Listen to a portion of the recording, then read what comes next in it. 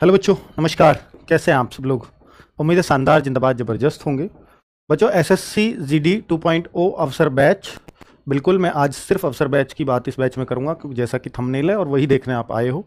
Team कौन सी है, time table क्या होगा, और मैं सैटरडे को टीम मीटिंग भी आपकी करवा दूंगा एक बार, कि कौन सा टीचर किस हिसाब से अपनी क्लासेस कंप्लीट करेंगे।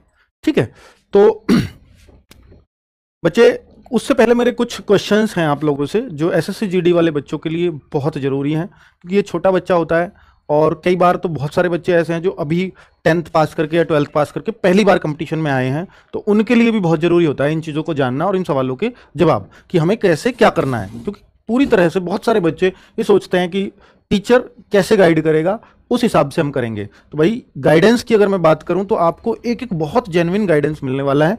आप बिल्कुल सही जगह पे हैं एसएससी जीडी के लिए, इसमें आप कभी अपने ऊपर डाउट नहीं करिएगा। तो क्या सिलेबस समय से पूरा हो जाएगा? बच्चों, हम 16 सितंबर से क्लास शुरू कर रहे हैं इस बैच में। 16 सितंबर से शुरू हो जाएंगी और आप ये देखिए, आपका जो एग्जाम है वो जनवरी और फरवरी में होना है। तो अभी हमारे पास अक्टूबर, नवंबर, दिसंबर पूरे और 15 दिन सितंबर के, तो 3.5 महीने हैं। और हम 3.5 मंथ भी नहीं लेंगे पूरा सिलेबस करने में। हम कोशिश करेंगे कि 3 मंथ में आपका सिलेबस बहुत अच्छे से हो जाए, और हो भी जाता है। बात बचती है कि सर 15 डेज में फुल टू रिवीजन के लिए आपका समय दिया जाएगा, लास्ट के 15 डेज। ठीक है, पूरे रिवीजन पे हम लोग फोकस करेंगे, जिससे आपने जो पढ़ा है वो रिवाइज भी अच्छे से हो जाए।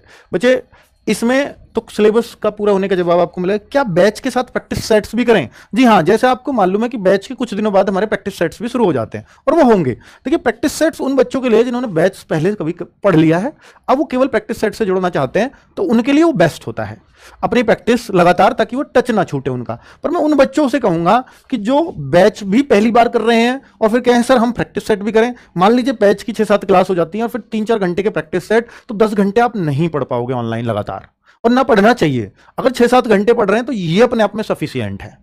उसके बाद 3-4 घंटे आप रिवीजन को दीजिए। वो रिवीजन कैसे? बाद 3-4 घंटे आप रिवीजन को दीजिए। वो रिवीजन कैसे? जो क्लास में पढ़ाया है उसको बुक से पढ़ें या नोट से पढ़ें। ठीक है, नोट्स आपको दिए जाएंगे हर क्लास में, तो कैसे दिए जाएंगे वो भी मैं बता दूंगा। तो बच्चे, इस बैच के साथ आपको, अगर फ्रेशर हैं, प्रैक्टिस सेट्स मत करिएगा, वरना इतना आप कर नहीं पाएंगे।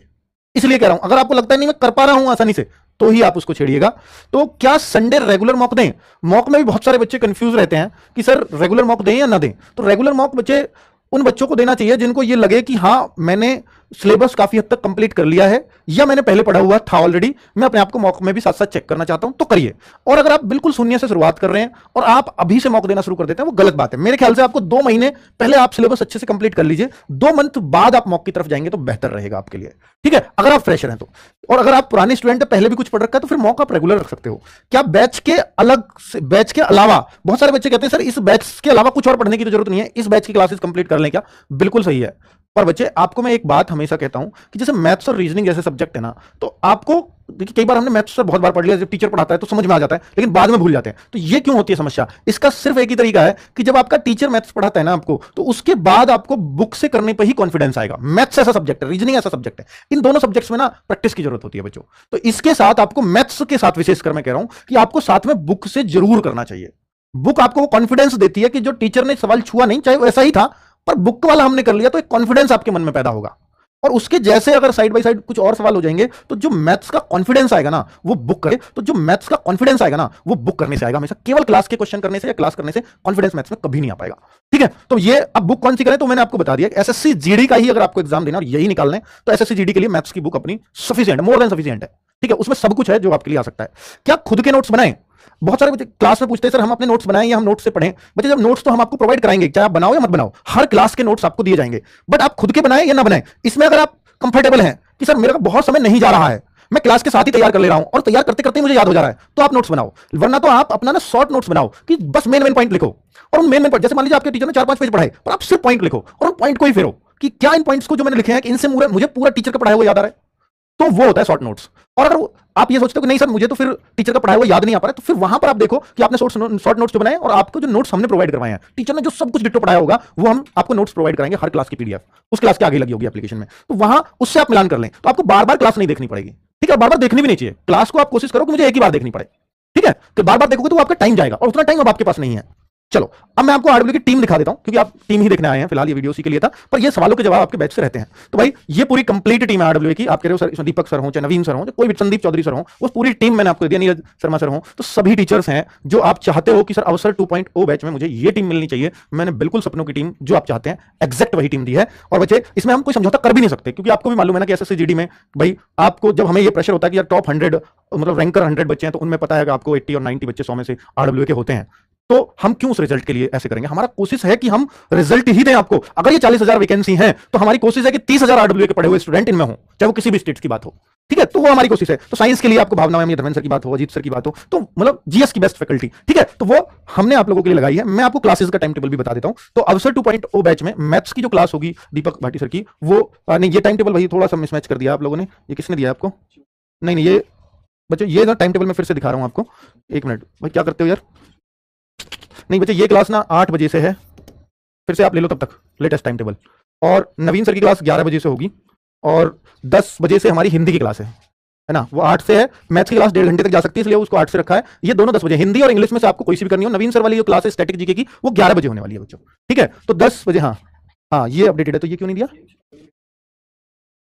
अच्छा बच्चे, जो ना 10 बजे आपकी हिंदी और इंग्लिश की क्लास होगी, 11 बजे स्टैटिक जीके की क्लास नवीन शर्मा सर आपके लेंगे, 8 बजे दीपक भाटी सर की क्लास होगी, और बच्चे 12 बजे ज्योग्राफी इकोनॉमिक्स, पहले ज्योग्राफी की क्लास होगी, बाद में इकोनॉमिक्स की, इसी टाइम पे चलेगी। रीजनिंग की संदीप चौधरी सर की क्लास 1 बजे होगी, और पॉलिटी और हिस्ट्री, पॉलिटी आपको आपके अजीत सर पढ़ा रहे होंगे और हिस्ट्री आपको नितिन सर पढ़ा रहे होंगे। तो पहले पॉलिटी हम लोग खत्म करेंगे, उसके बाद हिस्ट्री 2 बजे, ठीक है, इसी टाइम में। और साइंस कंटिन्यू चलेगी क्योंकि तीनों है, फिजिक्स केमिस्ट्री बायोलॉजी, तो शाम को 8 बजे। तो बच्चे हमने उस तरह से टाइम टेबल बनाया, जैसे मैथ्स को बच्चा थोड़ा सा बाइंड अप हो जाता है कि भाई फिड अप सा हो जाता है, 2 घंटे लगाता है, तो 1.5 घंटे की क्लास है, आधे घंटे गैप है, ताकि आप कवर अप कर सको चीजों को, ठीक है? फिर 10 बजे हमने थोड़ी मैथ्स के बाद रिलैक्स वाली क्लास रखी, हिंदी की और इंग्लिश की। तो हिंदी और इंग्लिश में से एक ही चीज लेनी है आपको, या तो हिंदी की क्लास या इंग्लिश की क्लास, ठीक है? और देखिए यहां पर थोड़ा गैप दे दिया 10, और फिर आपका 11 बजे क्लास है, रेगुलर है ये, फिर 12 और 1 2 तक रेगुलर क्लासेस हैं, क्योंकि आप लाइब्रेरी जाते हैं तो आपको रेगुलर क्लास चाहिए भी होती है। उसके बाद गैप दिया एक लंबा, और अगर आप लाइब्रेरी से 6 बजे आ जाते हैं तो 8 बजे आके घर भी क्लास ले सको। बहुत सोच के टाइम टेबल बनाया है कि ताकि बच्चों की सहूलियत के हिसाब से टाइम में कोई दिक्कत ना हो। बिल्कुल हर एक बच्चे की जो डिमांड थी उस हिसाब से हमने पूरा किया है। भाई राहुल तेवतिया सर आपको पता है एसएससी सीजीएल में बिजी रहेंगे पूरी तरह से, एनटीपीसी वाले बच्चे, यानी जो आपको कल को अगर आप एसएससी जीडी में लग जाते हो तो उस टाइम पर आपको भी जरूरत होती है कि सर जीडी के बाद मुझे किसी बड़ी पोस्ट के लिए तैयारी करनी है, तो तब आपको राहुल सर हर जगह आपको दिखाई देंगे, ठीक है? चलिए हाँ, तो बच्चे मुझे लगता है कि आपकी जो मन की टीम है वो मैं आपको दे पाया हूं। हर एक बच्चा पूरी तरह से संतुष्ट रहेगा। हर एक टीचर एसएससी जीडी के मामले में बहुत बहुत अनुभवी है इनमें से, और बच्चे को एक क्लास लेने से, यानी 16, 17 और 18, ये 3 दिन ये क्लासेस बिल्कुल यूट्यूब पर होंगी। 19 तारीख से ये क्लासेस सिर्फ और सिर्फ ऐप पर होंगी। हालांकि 16, 17, 18 की जो क्लासेस हैं ये भी ऐप पर बाद में अपलोड होंगी, पर लाइव ऐप पर लाइव होंगी सिर्फ 19 तारीख से, ठीक है? बाकी अपलोडेड फॉर्म में इनकी पीडीएफ वगैरह इनकी भी मिलेगी। तो 3 दिन हर एक क्लास यूट्यूब पे चल रही होगी फॉर ए डेमो, कि हर एक बच्चा ये देख पाए कि टीचर कैसा पढ़ाता है। और मान लीजिए हमारे कुछ भाई हों जो यूपी बिहार या इनसे अलग स्टेट से हों, एमपी राजस्थान, हिंदी भाषी स्टेट्स को कोई दिक्कत नहीं है, लेकिन जो गैर हिंदी भाषी स्टेट्स हैं, जैसे आप देखें वेस्ट बंगाल हो, महाराष्ट्र हो, उड़ीसा हो, गुजरात हो, इनसे भी बहुत सारे बच्चे अपने पास, और भी कई सारे स्टेट्स, साउथ इंडिया से भी कुछ स्टेट्स के बच्चे जुड़े हुए हैं, जम्मू कश्मीर पंजाब के भी बच्चे जुड़े हुए हैं, उत्तराखंड हिमाचल, तो इनके बच्चों को भी एक भी सिंगल बच्चे को दिक्कत ना आए, ये हमारी कोशिश रहेगी, ठीक है बच्चों? अब मैं आपसे कहता हूं कि बहुत सारे बच्चे कहेंगे सर मैं हिंदी लूं या इंग्लिश लूं, तो मैं ये मानता हूं कि बच्चे अगर आप हिंदी समझ पाते हो और इंग्लिश को अभी हमें पता नहीं है कि इंग्लिश कैसा रहेगा कैसा नहीं रहेगा, तो फिर मैं आपको रिकमेंड करूंगा कि आप हिंदी ले लें। क्योंकि अगर आप ये कंफ्यूज है कि मेरी हिंदी भी ठीक है मेरी इंग्लिश भी ठीक है, तो मेरा रिकमेंडेशन है कि आप हिंदी ले लीजिए। मैं हिंदी में आपको, चाहे आप हिंदी में आज कैसे भी सही, मैं हिंदी में आपको ये विश्वास दिलाता हूं कि हर एक बच्चा गैर हिंदी भाषी स्टेट वाला भी 17-18 नंबर आसानी से ले पाएगा, आसानी से। और जो हिंदी भाषी वाले हैं वो 20 में से 20 ही करते हैं, हिंदी में 19 ही करते हैं, 19-20, 19-20 से हिंदी भाषी वालों के लिए तो कट ऑफ आई जाती है। 19-20 से अगर एक भी कम करते हो तो कम स्कोर माना जाएगा, ठीक है बच्चों? तो उम्मीद है कि ये सारी बातें आपको समझ आ गई होंगी। और भाई जो इसमें रेट की या वो बात कर रहे हैं 499 या 6, मैं आपको बता देता हूं ये 799 में है, और आपका एक कूपन कोड मांगेगा जब आप बाय नाउ पे करते हो GD20। अगर इस कूपन कोड को लगा देते हो तो ये आपको 640 रुपए ही पे करने पड़ेंगे, ठीक है? और ये बैच सिर्फ 640 का रहेगा 18 तारीख तक, उसके बाद 799 में हो जाएगा 19 तारीख से। तो आप जिस बच्चे को भी परचेज करना हो कर लीजिएगा। अब ये 499 या कुछ नहीं होगा, इसलिए मेरे शब्दों का विश्वास करोगे, करना होता तो मैं कर चुका होता है इसको। शिक्षक दिवस के दिन बच्चों की स्पेशल डिमांड थी, मुझे भी लगा शिक्षक दिवस है तो मैंने तुरंत कर दिया था, ठीक है बच्चे, उस दिन के लिए। तो अब नहीं होगा, क्योंकि बीच के जो बच्चे हैं उनको ऐसा लगेगा कि सर ने हमारे साथ अन्याय किया, जो उन्होंने 640 में खरीदा, वो बच्चे सोचेंगे ऐसा, तो अब वो पॉसिबल नहीं है, ठीक है बच्चों? नमस्कार, धन्यवाद।